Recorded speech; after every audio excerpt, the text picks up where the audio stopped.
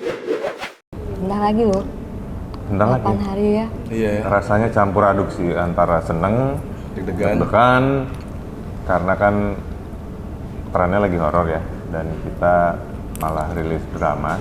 Kami sih optimis dengan ceritanya, tapi ya makanya itu rasa campur aduk gitu. Ya.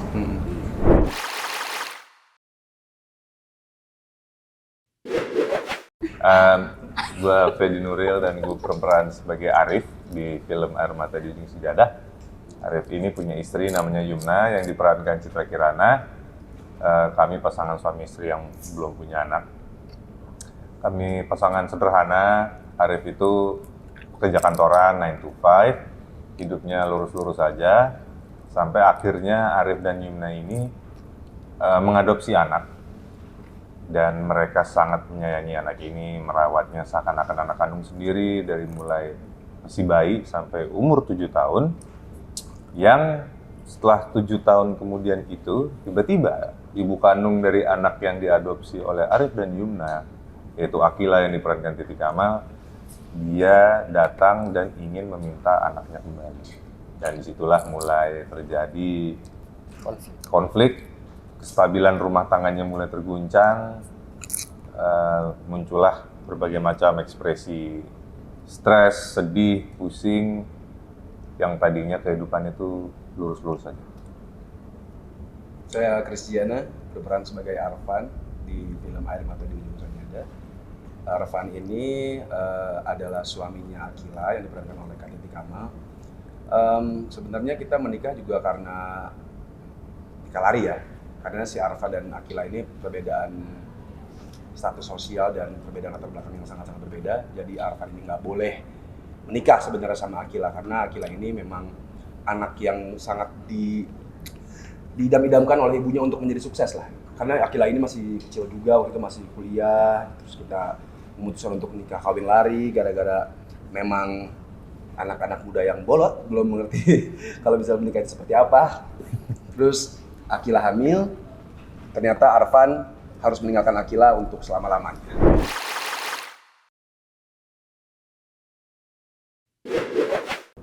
Gimana, Bu Produser, tantangan bermain di film ini? Yang main siapa? Tantangannya ini ya, kalau buat aku berperan menunjukkan gimana rasanya anak yang sudah kita rawat dari bayi sampai umur 7 tahun tuh tiba-tiba akan diambil gitu. Walaupun yang ngambil ibu kandung ya, tapi aku memang challenging sih untuk nunjukin actingnya, karena nggak pernah ngalamin di kehidupan nyata dan amit-amit jangan sampai ngalamin. Dan di sekelilingku juga nggak ada yang ngalamin, jadi untuk mencari referensi itu memang agak susah.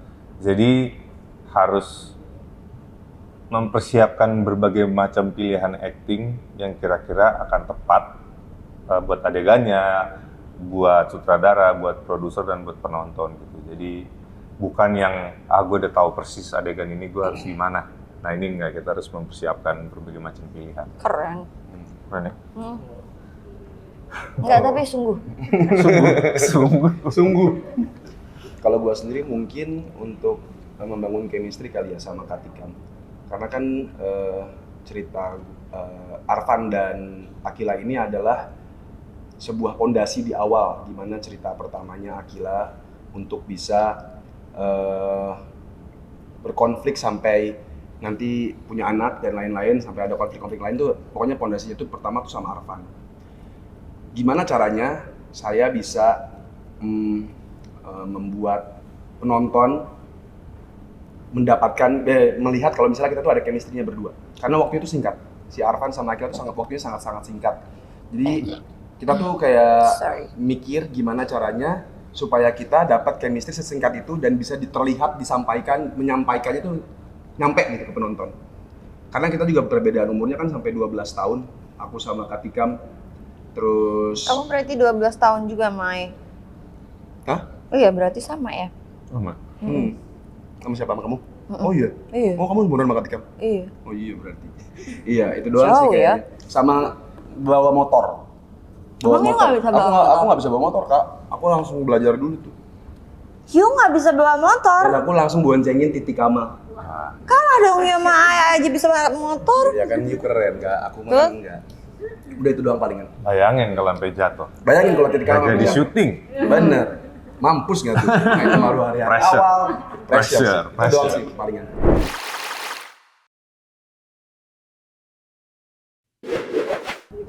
Enaknya sih nggak ngapa-ngapain. Paling enak sih. Iya. Ini.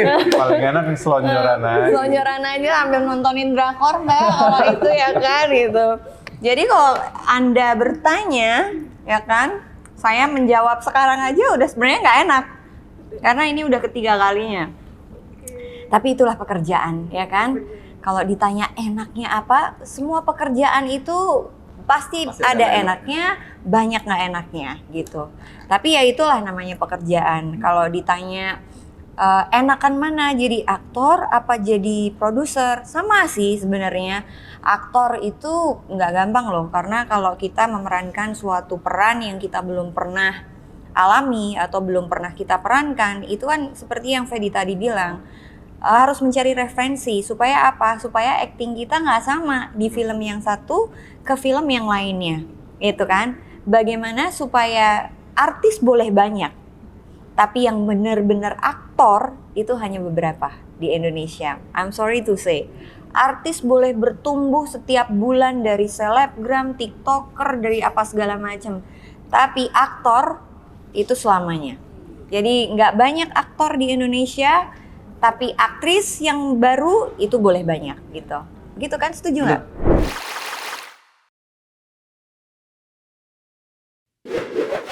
Aku pura-pura nggak denger. Gimana Bang Fedi? Pesannya adalah kalau buat aku pribadi kita tuh jangan menyia-nyiakan waktu dengan orang-orang terdekat Pura-pura minum di yang sekeliling lama. kita sih. Jadi kita nggak pernah tahu kapan kita akan dipisahkan dengan mereka. Dengan itu. Jadi ya kalau menurutku sih jangan menyia-nyiakan waktu dengan orang-orang terdekat. Jadi sayangilah, cintailah mereka, seakan-akan besok udah mau kiamat. Waduh. Seakan-akan. Kalau buat aku sih mungkin untuk belajar untuk bagaimana untuk belajar caranya ikhlas, caranya bisa menerima, caranya bisa berjuang. Itu mungkin udah bisa kelihatan ya di film ini. Cara dari perjuangannya itu.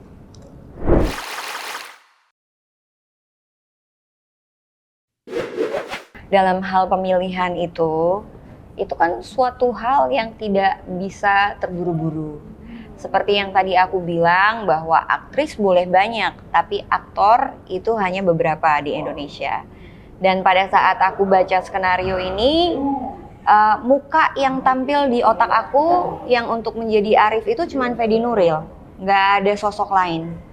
Mungkin kalau kita lihat pas waktu itu, kalau aku lihat yang sederetan nama Fedi itu kan ada Reza, ada Fedi, siapa lagi ya?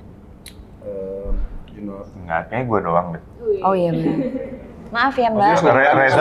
Reza jauh di bawah. Iya ya. Canda Rez. Canda Rez. Cuman emang benar. Aku nggak bercanda sih Mbak. Dia juga sebenarnya nggak bercanda. Itu kenyataannya. Jadi pas waktu Ibu produser yang ngomong loh. Iya. Ibu produser yang ngomong. Jadi pas waktu yang di otak aku tuh cuman Fedi pas waktu itu. Terus yang jadi Akila ya cuman Titi, nggak ada yang lain. Dan pas waktu Yunma itu ya Citra Kirana. Pertanyaan kedua, apa tadi? Tante Yeni. Kenapa Tante Yeni gitu kan? Tante Yeni adalah artis yang multitalenta, dia ada peraih pelihara citra dan Ibu Yeni itu punya fan tersendiri gitu loh. Kayak mamahku ngefans banget sama Ibu Yeni, sangat ngefans banget. Jadi itu salah satu alasan kenapa Ibu Yeni harus ada di sini. Karena ibu-ibu seperti ibuku rindu sama aktingnya Ibu Yeni. Itu sih Mbak. Kangen maksudnya susah. Kangen. Susah nggak cara masukin Tante Yeni? Udah. Itu pertanyaannya tadi. Kamu Masa? salah jawabannya. Kamu salah jawabannya, itu pertanyaan yang Oh. beda jawabannya. Aku mau meluruskan maksudnya. Oh gitu. Aku juga tadinya mau luruskan, nggak usah diingetin ya. Oh ya tahu. Ya itu sih. Kalau kamu tanya lagi susah apa enggak, cari tahu aja sendiri, Mbak. Googling. Enggak. Lumayan sangat susah banget. Nah, itu diperjuangkan sama Roni karena Roni itu lebih kenal duluan sama Ibu Jenny kan. Tapi akhirnya si Roni berhasil. Kejar-kejar kalau nggak salah. Iya, sampai ke mall-mall. Sampai ke mall dikejar. Teror banget. Teror. Ih, makasih loh. Ih, luar biasa loh. Kita bantu tenang. Teror Nah. pokoknya. Tapi itu kenyataannya. Sebenarnya kan nggak mereka main di tahu. sini. Iya, itu kayak gitu.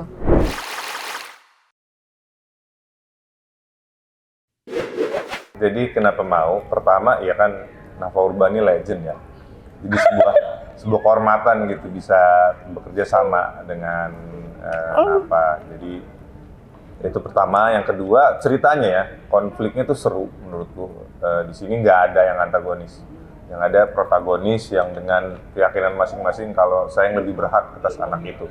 Dan kalau dilihat memang ibu kandung tapi dari lahir hingga umur 7 tahun tidak membesarkan. Ini ibu angkat yang membesarkan tapi ya tidak ada hubungan darah.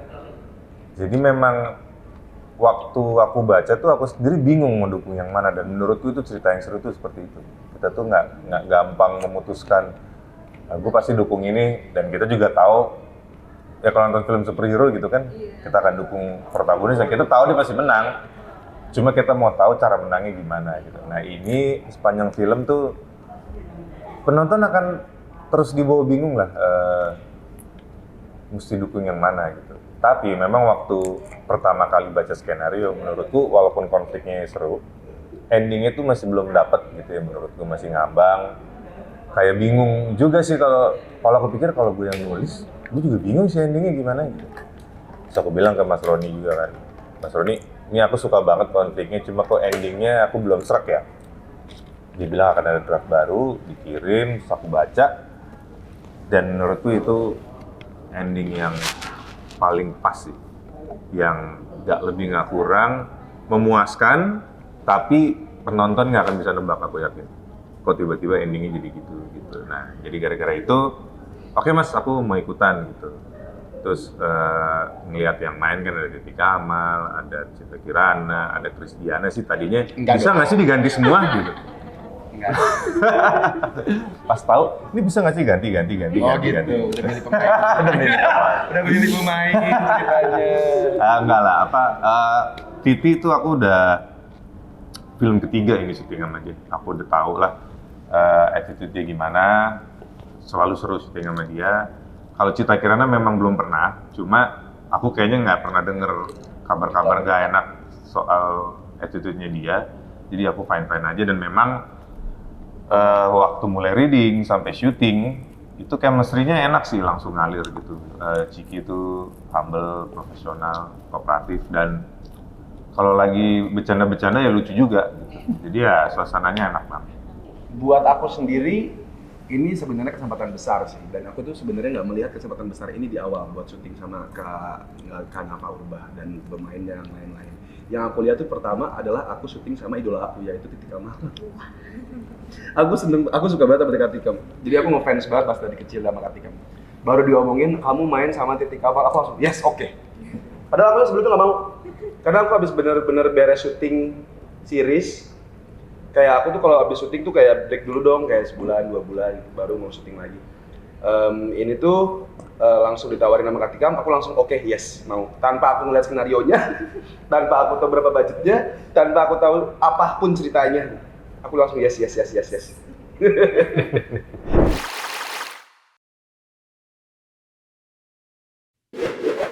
Karena biar nggak bosan nggak sih belakangan ini kita nontonnya film setan, film romance, remaja, anak-anak kecil.